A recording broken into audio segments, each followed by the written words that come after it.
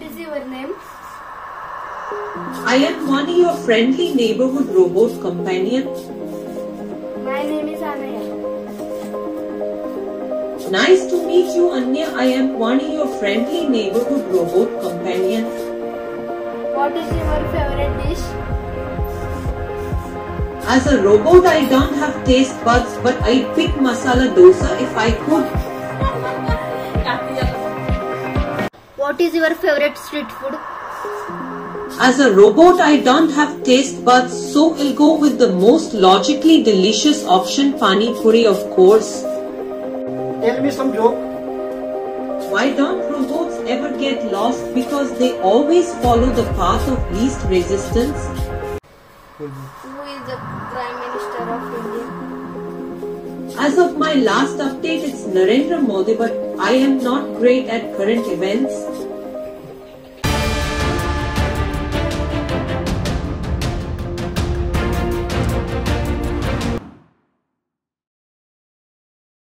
नमस्कार, आपण पाहतात खेड टाइम्स. आजच्या स्पेशल स्टोरीमध्ये आपलं स्वागत. रोबोट, मराठीत बोलायचं झालं तर यंत्रमानव. एक असा आविष्कार जो मानवी जीवनाला एका वेगळ्या पातळीवर घेऊन गेला. सगळ्याच बाबतीत माणसापेक्षा जास्त क्षमता असलेला, वेगवेगळ्या आकाराचा आणि सगळ्यात आकर्षक ठरणारा म्हणजे माणसासारखा दिसणारा रोबोट. आधुनिक युगात प्रगती करत असताना नवनवीन शोध मानवाचं आयुष्य सोपं करत गेले. या सगळ्या शोधांमध्ये सर्वाधिक चर्चेचा विषय ठरला तो म्हणजे रोबोट. रोबोटबद्दल नेहमीच एक कमालीचं कुतूहल वाटत राहिलं. त्याचं महत्त्वाचं कारण म्हणजे काही सिनेमांमधूनही रोबोट ही संकल्पना वेगवेगळ्या प्रकारे समोर आणली गेली. रोबोट तयार करण्यामध्ये किती प्रचंड मेहनत असू शकते, त्यासाठी किती वेळ, पैसा आणि बुद्धिमत्ता खर्च करावा लागतो हे वेगळं सांगायला नको. परंतु पुणे जिल्ह्यातील राजगुरुनगर शहरातल्या एका 20 वर्षीय तरुणानं चक्क घरात बसून रोबोट तयार केलाय. शिवम सुधीर कोरे असं इंजिनिअरिंगच्या दुसऱ्या वर्षात शिकत असणाऱ्या या तरुणाचं नाव आहे. खरं तर त्याने एक फिमेल रोबोट बनवला आहे. या रोबोटला त्यानं वाणी हे नाव दिलंय. एखाद्या माणसासारखं ही रोबोट आपल्याशी संवाद साधते, गप्पा मारते, आपल्याला पडलेल्या प्रश्नांची उत्तरं ती आपल्याला देते. आजच्या या स्पेशल स्टोरीमध्ये आपण या इंजिनियर तरुणाच्या घरी जाऊन त्याची आणि त्याची रोबोट वाणी या दोघांची भेट घेणार आहोत. चला तर मग. माझं नाव शिवम सुधीर कोरे. मी खेडमध्ये राहतो, राक्षेवाडी आनंद रेसिडेन्सी पुण्यामध्ये. मी PCCA या कोडिंगमध्ये शिकतो, मेकॅट्रॉनिक्स इंजिनिअरिंग. मी एक रोबोट बनवलाय. हा रोबोट आहे तो. आणि या रोबोटचं म्हणजे मेन कल्पना मला लहानपणी जसं पिक्चर बघत होतो तसं रोबोट पिक्चर बघितलं तेव्हापासून असं डोकं होतं की कधी ना कधी आपण असा रोबोट वगैरे काय ना काय बनवायचं. मग तसंच मग हळूहळू काय ना काय हळूहळू असं गोष्टी बनवत गेलो म्हणजे रोबोट रिलेटेड. मग मी माझी सुरुवात झाली 6वीपासून मग मी असे रोबोटचे हात बनवत गेलो. म्हणजे जवळपास 9 वेळा मी 9 प्रोटोटाईप बनवले त्याचे. मग असं हळूहळू करून एक्सपिरियन्स आला मला अशा गोष्टींचा की कसं त्यांना कंट्रोल करता येतं, कसं त्यांना डिझाईन करायचं, कसं बनवायचं वगैरे, कशी त्यांची प्लॅनिंग करायची. मग हळूहळू मग 10वीत असताना मग मी एकदा अख्खा रोबोट बनवला होता असाच, ज्याच्यात तो फक्त कार्डबोर्डचा होता आणि तो एवढा माणसारखा दिसायचा नाही, पण जवळपास असंच काम करायचा, फक्त थोडासा कमी बुद्धिमत्तेवाला होता. मग त्याच्यानंतर मग 3 वर्षाच्या गॅप नंतर मी स्कोडाला होतो आणि मग मी तिथं काही गोष्टी शिकल्या जसं की डिझायनिंग वगैरे वगैरे. आणि मग तिथं शिकल्यानंतर मग माझा प्लॅन झाला की आता ह्यावेळेस बनवायचं एकदम नीट बनवायचा. तर मग मी 3D प्रिंटर मागवला. घरच्यांना सांगितलं की मी रोबोट बनवणार आहे आणि त्यांनी ह्याच्या आधी माझ्या सगळ्या गोष्टी बघितल्या होत्या की त्यांना भरोसा होता की मी करू शकतो, म्हणून त्यांनी सपोर्ट केला आणि मग मी 3D प्रिंटर आणला. मग मी पहिले एक लॅपटॉपमध्ये सगळी त्याचा 3D मध्ये मॉडेल बनवला, पार्ट बनवले, एक पार्ट बनवले, सगळी प्लॅनिंग केली की कसं असणार, काय काय फीचर असणार, त्याच्यानुसार त्याचे सगळे पार्ट बनवले. मग त्याला 3D प्रिंटर मध्ये टाकलं. मग 3D प्रिंटरने एक पार्ट बनवून घेतले आणि त्याच्यानंतर मग मी त्याची प्रोग्रामिंग वगैरे केली.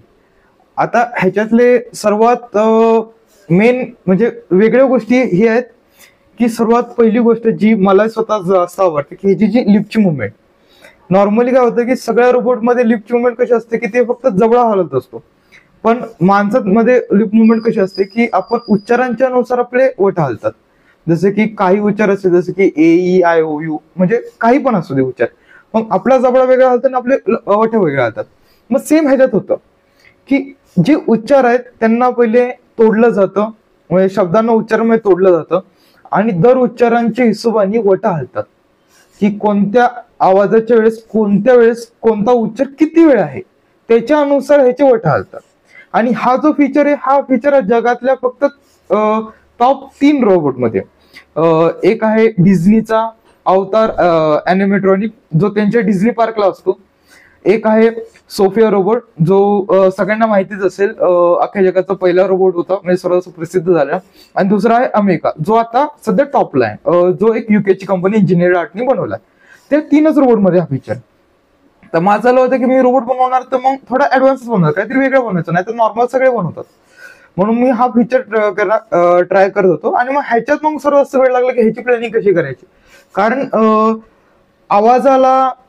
आवाजाला आपण मोटरच्या मोशन मध्ये कन्वर्ट करणं हे सोपं काम नाहीये, आणि ते पण नीट झालं पाहिजे. मग ह्याच्यात माझा सर्व असा वेळ गेला. दुसरी गोष्ट ही आहे की हा लोकांना लक्षात ठेवतो. जसं की आता जेव्हा पण आपण ह्याशी बोलणार तेव्हा हा आपल्याला पहिले संधी येतो की आपण आपलं नाव बोलावं. आपण नाव बोलतो, मग त्याच्यानंतर आपण जे पण त्याशी संवाद करतो त्याच्यावर तो आपला डेटा ठेवतो की आपण त्याशी कसं बोललो, आपली काय आवडी आहेत, आपण काय काय बोललो वगैरे वगैरे. म्हणजे आपण किती फ्रेंडली होतो, आपला उद्देश कसा होता, आपण प्रोफेशनली बोललो, ऍज अ फ्रेंड बोललो का कसं आपण बोललो, असं. तर ते गोष्टी तो लक्षात ठेवतो आणि आपण काय काय बोललो ते. मग नंतर जेव्हा परत एकदा आपण जेव्हा त्याशी बोलायला जाऊ आणि जेव्हा तो परत एकदा संधी येतो की आपल्याला आपलं नाव बोलावं, जेव्हा आपण आपलं नाव बोलतो तेव्हा तो आपल्या सगळ्या गोष्टी लक्षात ठेवतो. जसं की आपली काय आवडी निवडी, जर आपण ह्याच्या आधीच त्याला सांगितलं असतील वगैरे, आपण कसं होतो वगैरे वगैरे, मग त्याच्याच हिशोबाने तो आता परत बोलतो. जसं की आपण ह्याच्या आधी त्याशी खूप उद्धट बोललोय, मग तो आज लक्षात आलं की तो आपण याची उद्धट बोललोय, मग तो आपल्याशी तसंच बोलणार की तुम्ही मागच्या वेळेस माझ्याशी चांगलं नाही बोलला, आता ह्या वेळेस तरी चांगलं बोलला. म्हणजे तो कसं असं थोडीशी आशा ठेवतो आपल्याशी वगैरे वगैरे. मग अशा ही काही गोष्टी आहेत जे त्याच्याशी तो हे करतो. आता ह्याचा जो मेन बुद्धी आहे, जे तो म्हणजे विचार करतो बोलायचा, ते पूर्णपैकी भारतीय आहे. म्हणजे त्याला भारतीय गोष्टींची जाणीव आहे. जसं की आपला कल्चर, आपल्या भारतातल्या घडामोडी, आणि जसं की त्याला आपण कधी खाण्याबद्दल विचारलं, भारतात फिरण्याबद्दल विचारलं वगैरे वगैरे, मग ते त्याला सगळं समजतं, कारण तो मेनली भारतीय गोष्टींच्या अनुसार केलेलं ट्यून आहे. मग आपण कधी त्याला असं काय विचारलं की जे मोस्टली आपण भारतीयच फक्त समजू शकतात, मग तो विचारतो. जसं की त्याला आपण विचारलं की सकाळी उठल्यावर तुला काय घ्यायला आवडेल, मग तो बोलणार की चाय. जसं नॉर्मली आपल्याला भारतीय लोकांना आवडतं. आपण त्याला विचारलं की कॉफी आवडेल का तुला, चाय, मग नॉर्मली तू चायच बोलणार. कारण ऍज अ भारतीय आपण नॉर्मली लोक चाय जास्त वापरतो. मग ह्या अशा काही गोष्टी आहेत त्याच्या. आणि अजून काही गोष्टी जसं की त्याला बोलताना आपण त्याला काहीतरी मोशन करायचे, तो आनंदी आहे, मग तो आनंदीच्या हिशोबाने मग बोंडी वगैरे हलवणार. हे पण काहीतरी फीचर्स आहेत. लहानपणापासून मनाला लागलेलं वेड ते रोबोट बनवण्यापर्यंतचा त्याचा प्रवास खरं तर त्याचा ध्येय वेडेपणा दाखवून देतो. शिवमनं भारतीय विचारसरणीचं प्रोग्रामिंग तिला दिलंय. हे झालं प्रोग्रामिंगचं. आता ऐकूया त्याच्या हार्डवेअर बाबत. पहिली गोष्ट म्हणजे ह्याचा चेहरा बनवणं म्हणजे खूप अवघड होतं. म्हणजे ह्याची जी स्किन आहे ती आहे सिलिकॉनची. तर ती स्किन बनवण्यासाठी खूप अडचणी आल्या. कसं आहे की सिलिकॉनला सुकायला लय वेळ लागतं आणि त्याचं जे रेशो वगैरे मेंटेन करायला लागतो. म्हणजे त्याचा जो प्रमाण आहे ते एकदम अचूक असला पाहिजे. तो हल्ला किती सुकत नाही, नाहीतर ती कधीच बनत नाही. तर मला ही स्किन बनवायला 6 वेळा मला बनवायला लागली. तर ह्याचा पहिले मला 3D प्रिंटरवर साचा बनवायला लागला, मग त्याला घासून एकदम स्मूथ करायला लागलं, मग त्याच्या खूप साऱ्या प्रक्रिया करायला लागल्या, त्याचे खूप सारे स्प्रे असतात ते वगैरे मारल्यानंतर मग ते स्किन, मग सिलिकॉन त्याचं सिलिकॉनचं एक मिश्रण बनवायला लागतं. ते मिश्रण त्याच्यात ओतायला लागतं आणि त्याच्यानंतर जाऊन ती स्किन बनते. आणि वरनं जो स्किन कलरचा जो हे आहे, स्किन कलर आहे, तो पण एकदम बरोबर प्रमाणात पडला पाहिजे. कसं, कारण तो रंग जास्त पडला की काय होतं की तो सिलिकॉन परत कधी कधी सुकत नाही. तर हे पण खूप प्रॉब्लेम होतात. पण तो स्किन बनवणं पण एक अवघड काम होतं. दुसरं अवघड काम होतं की स्किनला चिटकवणार कसं आहे. काय की आता जसं की त्याचे डोळे हलतात, तर मग ते डोळे हलणारे जे पापण्या आहेत, जे आतले जो पार्ट आहे तो वेगळा हलतो, पण तो त्याला स्किन सोबत जुळवणार कसं काय. आपले नॉर्मल जे गम असतात फेविक्विक फेविकॉल जे पण असू दे ते सिलिकॉनशी चिटकत नाही, कारण सिलिकॉनला जी सरफेस एनर्जी असते ती खूप कमी असते, मग त्याच्यामुळं तो कुणाशीही बॉन्ड करत नाही. मग त्याचा एक वेगळा ग्लू असतो तो, आणि भारतात अवेलेबल नव्हता होत तो. एक रेअरली लय महिन्यांच्या सर्च नंतर एक अवेलेबल झाला, मग त्याला आम्ही ऑर्डर केला. आता ही पहिली गोष्ट झाली. आता गम तर आहे, ऍडिसिव्ह आहे आपल्याकडं. मग महत्वाची गोष्ट आहे की आता मी समजा ह्याला डायरेक्ट घेऊन त्याला पार्टवर चिटकवला की मग मला त्याला कधीच काढता येणार नाही, कारण तो पार्ट तर नॉर्मली आत फिक्स आहे. तर मग मला मॅग्नेटचा यूज करून त्याला मॅग्नेट असे 2 पार्ट बनवावे लागले, जे असं आपण सोडलं की डायरेक्टली मॅग्नेटिकली त्याला अटॅच होतं. म्हणून 2 पार्ट बनायचे, एक पार्ट असायचं स्किनवर, एक पार्ट असायचं रोबोटवर. मग ते दोन्ही असे जॉईंट व्हायचे. म्हणजे आपण असं धरून अशी स्किन धरली, सोडली की तो डायरेक्ट ऑटोमॅटिक आपला शेप घेऊन घेतो. मग हे गोष्टी पण डिझाईन करायला लागल्या. आणि मग जे अख्खा आतला जो मेकॅनिझम्स आहेत ते डिझाईन करताना पण मला चेहऱ्याचा शेप लक्षात ठेवायला लागायचा की चेहऱ्याचा शेप काय. मग त्या शेपमध्ये मला सगळ्या मोटरी बसवायच्या होत्या. ही सर्वात अवघड गोष्ट होती, कारण मोटरींचा शेप मोठा असतो आणि ते सगळे मोटर एका सोबत त्या चेहऱ्यामध्ये बसवणं वगैरे वगैरे, कारण जागाच पुरायची नाही. कारण काही जागा खूप असे बारीक राहायच्या, आणि काय व्हायचं की 3D प्रिंटेड पार्ट असल्यामुळे ते असं प्लॅस्टिक, आणि प्लॅस्टिक पार्टला कसं कडक राहण्यासाठी त्यांना थोडीशी थिकनेस द्यायला, थोडी जाड बनवायला लागायच्या. समजा मी मेटलचे पार्ट वापरले असते की मला एवढा प्रॉब्लेम नसेल, मला जागा जास्त भेटली असती. मग कसं 3D प्रिंटेड पार्ट असल्यामुळे त्यांना थोडं जाड बनवावं लागलं, थोडं मोठं बनवावं लागायचं. त्याच्यामुळे कसं जागा अजून संपून जायची. तर या रोबोटला बनवायची सुरुवात मी 8 महिने आधी केली होती. तेव्हा मला वाटलं की माझ्याकडे सगळे रिसोर्सेस आहेत, म्हणजे मी बनवू शकतो वगैरे, माझ्याकडे सगळे स्किल्स आहेत. तर मी तेव्हा सुरुवात केली. आणि नॉर्मली जेव्हा तेव्हा प्लॅन केलं होतं तेव्हा माझं चालू होतं की 2 महिन्यात संपलं पाहिजे. पण काय आलं की जसं जसं मी बनवत गेलो, म्हणजे एका महिन्यात माझे सगळे पार्ट बनवून तयार होते. पण जेव्हा मी त्यांना असेंबल केलं, मग प्रयत्न केला त्याला चालू वगैरे करायचं, मग तिथं खूप सारे प्रॉब्लेम आले. जसं की कधी कोणता पार्ट कशी फिट व्हायचा नाही, नाहीतर कधी कुठं काय खूप लूज होऊन जायचं, नाहीतर मग कधी कॅलिब्रेशन मध्ये प्रॉब्लेम यायचा. पण तसं हळूहळू करता करता मग महिने वाढत गेले. पण व्हायचं काय की काही चुका व्हायच्या माझ्याकडनं, तर त्या चुका माझ्यासाठी नंतर खूप ऍडव्हान्टेज म्हणून होऊन जायच्या. मग जसं की इथं काही चूक झाली, नंतर वाटायचं यार काय झालं, पण काही वेळानंतर जेव्हा बाकीच्या गोष्टी मी ऍड करायचो तेव्हा वाटायचं अरे बरं झाली चूक झाली. मग असं मला माझ्या चुकांपासून पण मला मदत भेटली खूप साऱ्या. मग हळूहळू म्हणजे पहिले एकदम बेसिक डिझाईन होता चेहऱ्याचा रोबोटच्या. मग जसं की आता ह्याचं जे वटाची मुवमेंट आहे, ह्याला आधी पहिले फक्त 6 पॉईंट होत्या म्हणजे वट कंट्रोल करण्यासाठी. पण जसं मी आधी त्याला टेस्ट केलं, मग ते कसं व्हायचं की वटाचा जो शेप व्हायचा तो हेक्झागॉन व्हायचा, म्हणजे नॉर्मल आपला कसा कर्व होतो तसं तो व्हायचा नाही. मग मी त्याच्यानंतर त्याच्या आधी ती जेवढ्या महिन्याची मेहनत होती माझी, आय थिंक 2 का 2.5 महिने ते काम केलं होतं, ते तिला हे करून मग मला मी परत सुरुवात केली की मला अजून थोडस रिअलिस्टिक पाहिजे. मग मी थोडे 8 पोझिशन ठेवले. जसं की इथं 1 2 असे 3 4 5 6 7 8 असे 8 पोझिशन, आणि ह्या 8 पोझिशन कंट्रोल करण्यासाठी 10 मोटर आहेत. अख्ख्या चेहऱ्यामध्ये, अख्ख्याच्या रोबोटमध्ये टोटल 32 मोटर आहेत. तर हे 32 मोटर सोबत काम करतात मुवमेंट करण्यासाठी. तर फक्त जे वठा आणि हे जबड्याचं आहे त्यासाठी 8 मोटर आहेत, आणि एक जिभेसाठी पण आहे.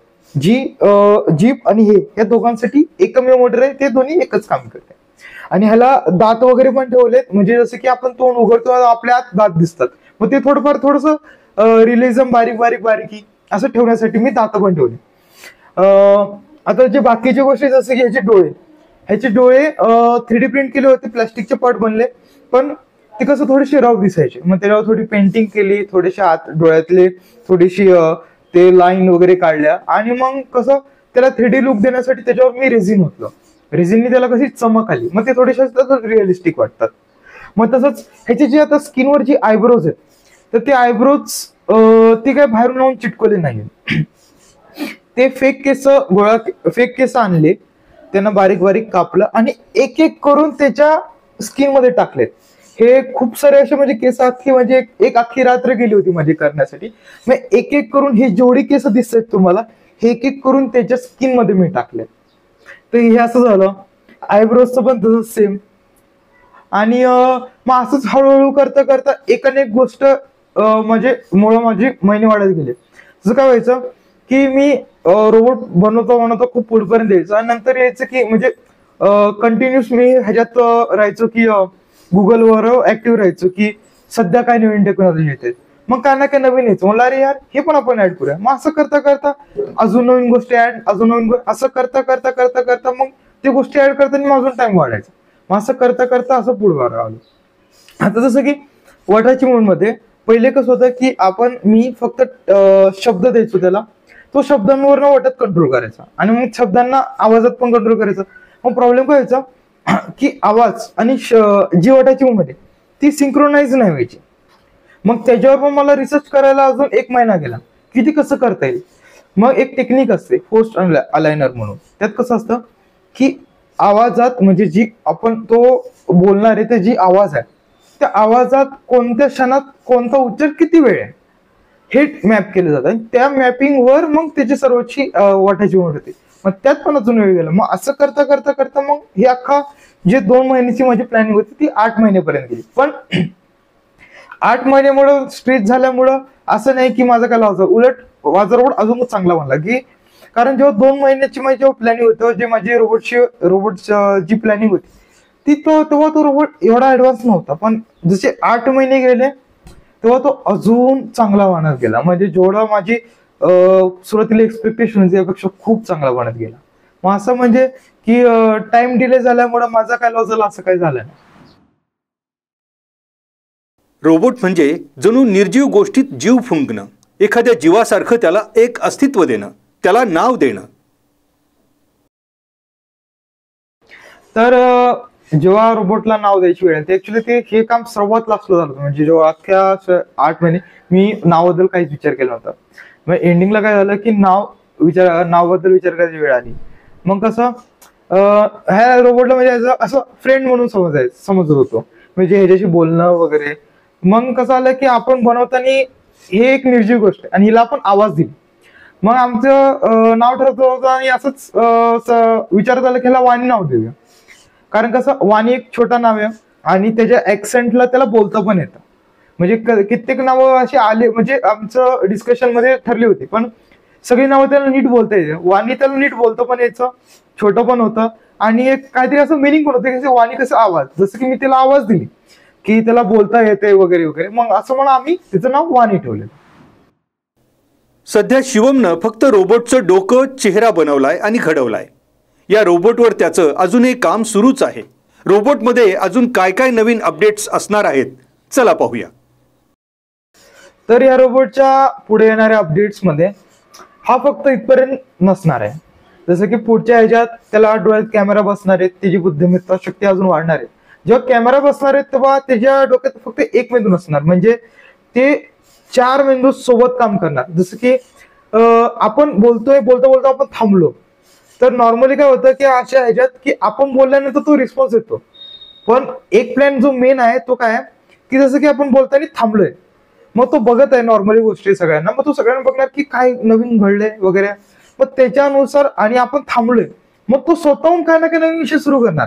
जसं की कोण आलं आणि नॉर्मली आपण शांत बसलोय की आपण त्याशी काय बोललो नाही, बोला अरे वा तुम्ही आला, काय तुमचं नाव, असं अशा गोष्टी तो विचारणार वगैरे वगैरे.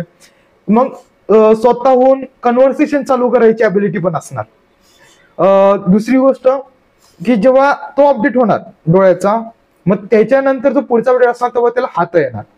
मग फक्त हातामध्ये कसं असणार की फक्त हात असणं नॉर्मल म्हणून तसं नाही, त्याच्यात गोष्टी येणार की जसं की यार मला हे उचलून दे, मला माझ्या हातात दे. मग तो जसं की हा हेडफोन आहे तो मला हेडफोन उचलून देणार.